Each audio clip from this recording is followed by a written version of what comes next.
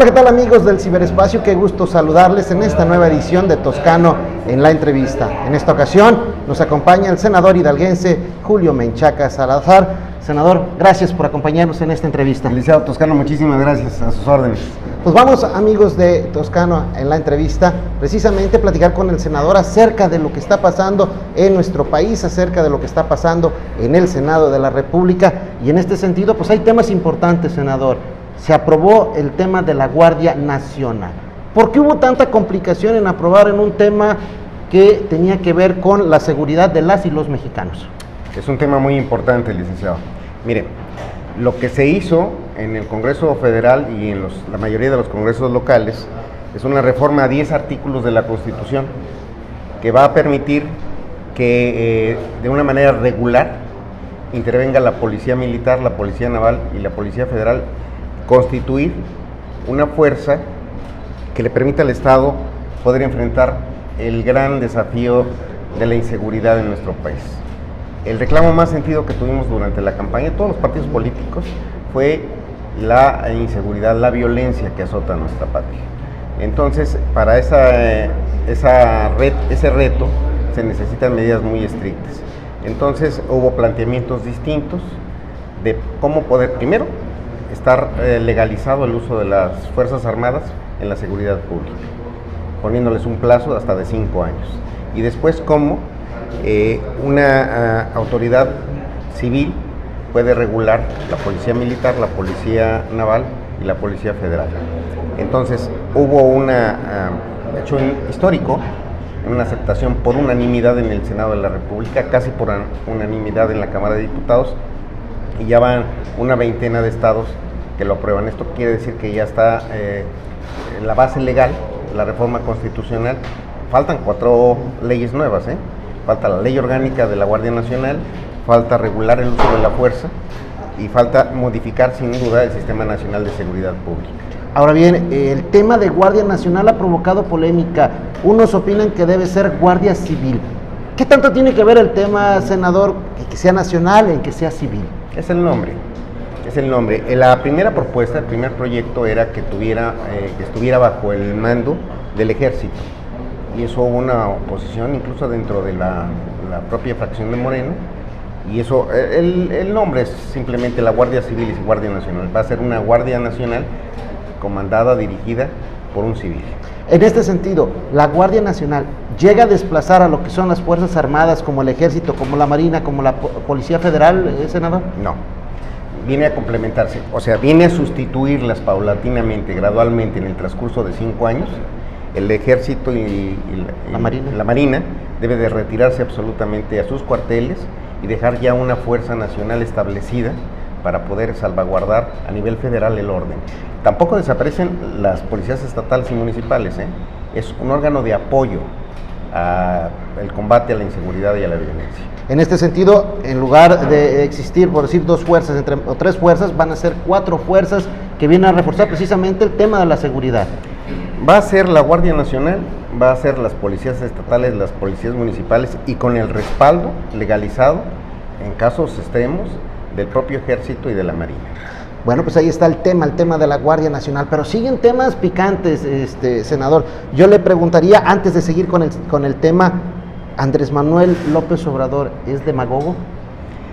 Andrés Manuel López Obrador, el presidente de nuestro país, es un hombre comprometido con las mejores causas de la patria de México y está respaldado por el Congreso del Estado. Es un hombre que ha recorrido todo el país, que conoce palmo a palmo todos los municipios como nadie y que está expresando a través de sus acciones el sentir del pueblo mexicano.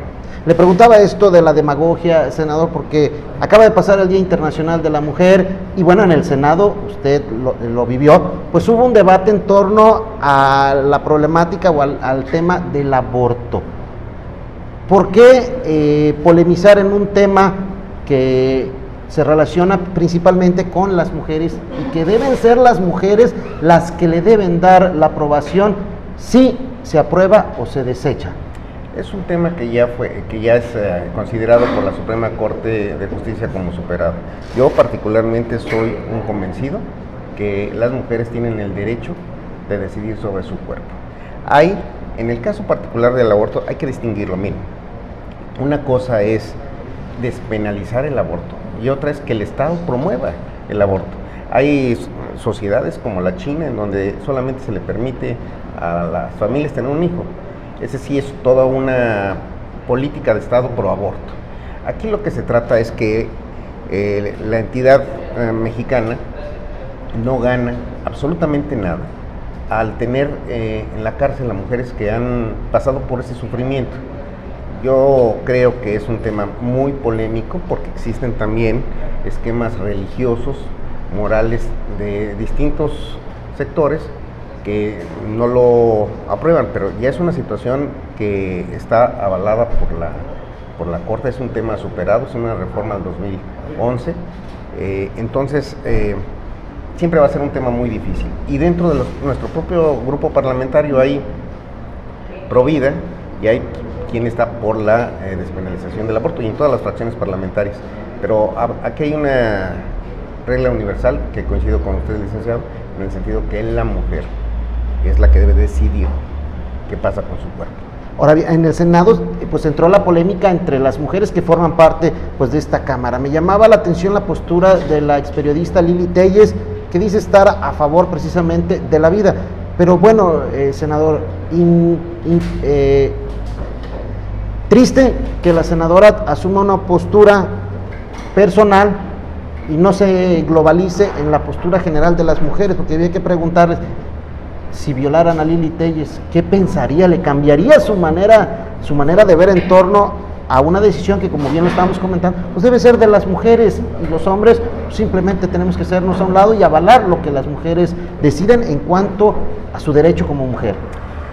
Yo he hablado con Lili, es mi compañera, es mi amiga, ella tiene su manera de pensar y nosotros somos muy respetuosos de cómo piense cada quien, e incluso he platicado ese caso extremo con ella y ella es de las personas que piensan que en de cualquier forma, aún poniendo en riesgo la vida de la madre, pues se tiene que conservar el producto. Entonces, nosotros no somos absolutos, nosotros generamos y construimos mayorías, cada quien tiene su punto de vista, que es muy respetable, pero aquí el interés superior de la gente es el que tiene que mandar. ¿Qué visualiza el senador Julio Menchaca principalmente en este tema? Bueno, que va a ir progresando los derechos humanos, que va a ir progresando la decisión de las mujeres, se están empoderando, es una decisión también del gobierno federal, tener paridad de género en muchos órganos de gobierno, en el propio gabinete, en el Congreso estamos casi 50%, tanto en la Cámara de Diputados como en la Cámara de Senadores. Entonces yo creo que se está dando una revolución todavía más activa y van a tener el respaldo de una gran mayoría de las personas que estamos convencidos de que las condiciones deben de cambiar y debe de irse empujando la igualdad. Senadora, se están promoviendo una serie de cambios. Lamentablemente, al menos yo no he escuchado alguna postura en cuanto al tema educativo, pero que tenga que ver con la educación de las y los niños y los jóvenes y las jovencitas de nuestro país. Hoy el pleito es un esquema laboral que dejó la reforma del expresidente Enrique Peña Nieto. ¿Hay, senador, en este momento algún planteamiento de reforma que tenga que ver exactamente con lo educativo y no con lo laboral, con los maestros? Sí, está en la Cámara de Diputados. Lo están trabajando, lo están construyendo ahí y coincido con usted, lo que se llamó reforma educativa fue una serie de modificaciones y de esquemas laborales, no se va al fondo del asunto.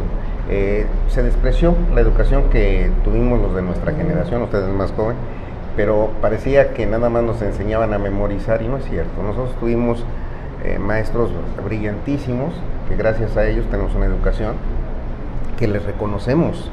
Yo siempre le he reconocido a mis maestros desde la primaria, la secundaria, la preparatoria, la universidad, que somos producto de la educación pública y que gracias a su esfuerzo y talento pues podemos hoy realizarnos como ingenieros, como médicos, como abogados, como muchísimas profesiones que existen. Entonces lo que se tiene que hacer, y lo están trabajando en la Cámara de Diputados, es generar una evolución para que pueda ser competitiva las nuevas generaciones de los jóvenes con el mundo. Ante la globalización se necesita un tipo de educación más activa, más eficiente, y se ha demostrado que México y nuestro estado de Hidalgo tiene talento, tiene muchos jóvenes que destacan en muchas ramas, y yo creo que esto va a ir enfocado en estos próximos 6 años, sin duda, y va a estar respaldado por el Senado de la República. Como trabajadores de la educación, entiendo que los maestros tienen ese derecho a formar parte de una vida sindical que defienda sus derechos laborales. Yo le cuestionaría a usted, senador, en su pensar, la grilla magisterial, ¿le ha afectado al tema educativo? Bueno, yo creo que al ser el sindicato más grande de Latinoamérica, siempre, y con ese poder, siempre ha generado un esquema de prebendas, una serie de manejos que en algunos momentos ha impulsado y en otros ha retrocedido la educación. Yo estimo que con las reformas laborales que se están impulsando va a haber una democracia dentro de la actividad magisterial y va a poder crecer, o sea, van a poder tener el respaldo de sus liderazgos, de sus derechos laborales, pero no poniendo en riesgo de ninguna manera lo que significa la educación en nuestro país. El presidente de la República, Andrés Manuel López Obrador, ha privilegiado el tema de la educación para tratar de apoyar. El artículo 3 lo dice claro: la educación debe ser laica, gratuita y obligatoria. Pero ¿qué pasa, senador, en estos tiempos donde se busca un cambio? Y bueno, pues las universidades, las preparatorias, las secundarias, primarias y preescolares han convertido la educación en un negocio, senador. ¿Qué se puede hacer o qué se tiene pensado en el Senado para contrarrestar que la educación deje de ser un negocio y sea estrictamente un tema educativo como lo tiene Estados Unidos? Lo que pasa es que ante la ineficacia del Estado de hacer llegar la educación a todos los sectores, entonces ha intervenido la inversión pública en las escuelas particulares, como usted lo menciona. La obligación del Estado es generar las condiciones para que todos tengamos acceso a la educación. Es todo un reto, es un problema financiero, es un problema estructural, y en todos los países del mundo, usted mencionó Estados Unidos, desde luego que hay una estructura de educación pública muy importante, y también tienen una participación fundamental la educación privada. Las grandes universidades prestigiadas de Estados Unidos son inversión privada, que compiten también con las universidades públicas de Estados Unidos. Nosotros aspiramos a que cuando menos la obligación del Estado se cumpla, en donde se pueda tener acceso, y es un compromiso presidencial, todos los que quieran estudiar, que puedan estudiar. Hay un tema, el presupuesto, senador. Platicaba con algunos directores de instituciones de nivel superior en esta región tan hermosa como la Huasteca, y nos decían, es que la mayor parte del presupuesto va a la Universidad Nacional Autónoma de México y en este caso al Politécnico. Y nos decían, ¿y qué pasa con las demás instituciones? ¿Se prevé armar alguna reforma para que los presupuestos puedan ser, pues si no equitativos, al menos al parejo, para que los tecnológicos y otros sistemas puedan despegar, no solo científicamente, sino académicamente? Hay un compromiso presidencial de crear 100 universidades en este sexenio. Y desde luego, a ver, esto ha sido gradual en el paso del tiempo. La aspiración de muchas personas de estudiar en la Ciudad de México, que ha concentrado a la población, pues ha hecho un monstruo de la universidad y del Politécnico. Son cientos de miles de estudiantes, y eso ha sido un torbellino que ha superado los esquemas de infraestructura de los estados. Bueno, en unas generaciones atrás a la mía, solamente se podían concretar las carreras profesionales en la UNAM. A partir de que las propias universidades de los estados pudieron concluir carreras, particularmente las tradicionales, se dejó de fluir una cantidad enorme de alumnos a la UNAM y al Politécnico. Sin embargo, como han tenido una infraestructura impresionante las dos instituciones reconocidas a nivel mundial, atrae el que los jóvenes piensen que ahí es la mejor opción para estudiar, pero eso se tiene que desconcentrar, se tiene que descentralizar a los estados, y desde luego que se deben de fortalecer los sistemas locales de las universidades politécnicas, de las tecnológicas y de todo lo que implique la educación media superior y superior. ¿Hay futuro, senador, para que la educación cambie? Es el instrumento más poderoso que existe para transformar. Si nosotros no le apostamos a la educación, no vamos a poder ser competitivos ni ahora ni después. Sí hay futuro y este gobierno, el ejecutivo y respaldado por el Congreso Federal, lo va a sacar adelante. Es hidalguense, conoce el estado de Hidalgo, conoce nuestra región de la Sierra de la Huasteca, y otro tema importante, senador, el tema de la salud. ¿Qué se piensa o qué se prevé hacer para mejorar o superar lo que aún tenemos en zonas como la región de la Huasteca, en donde pues carecemos de hospitales dignos, donde la salud de las y los huastecos, los serranos, bueno, pues siempre está con un Jesús en la boca? Y además está desarticulada, está, digamos, saqueada, está saqueado el sistema de salud, porque existen hospitales, no solamente en Hidalgo, sino en muchas partes del país, que nada más el edificio, no se previó médicos, medicinas, y hay muchas clínicas, muchos lugares en donde ha habido un pillaje tremendo. Se entregaron aparentemente instalaciones funcionando en donde no existen los aparatos. La educación y la salud son temas que han sido muy cuestionados y que ha sido también un objetivo de botín económico, de corrupción. El compromiso del presidente de la República es que en este sexenio todos los mexicanos tengamos acceso a médico y medicinas de una manera gratuita. El tiempo se nos está agotando, senador, y bueno, pues nos gustaría seguir charlando un poquito más con usted de importantes temas. Un último tema final, yo le preguntaría, está de moda en el estado de Hidalgo, el tema de la Universidad Autónoma del Estado de Hidalgo. ¿Tiene un delito que perseguir o es un tema político? Yo tengo la información que sale en los periódicos y la que han expresado tanto las autoridades de inteligencia financiera como del propio rector. Anoche estuve en el informe del rector de la universidad y daba una explicación de esto. Lo que yo sé es que los recursos de la universidad los maneja un patronato y que ese patronato, por buscar mejores rendimientos, lo tenía en otra parte fuera de México. Si esto entra dentro de un marco legal o no, lo deben de determinar las autoridades. ¿Le duele a Julio Menchaca, como hidalguense, esta situación?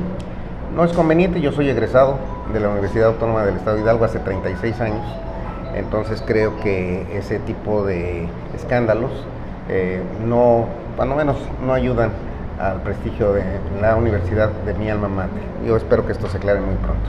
Bueno, pues amigos de la entrevista con Toscano, estamos llegando a la recta final. Senador, muchísimas gracias por habernos acompañado. Licenciado, sus órdenes.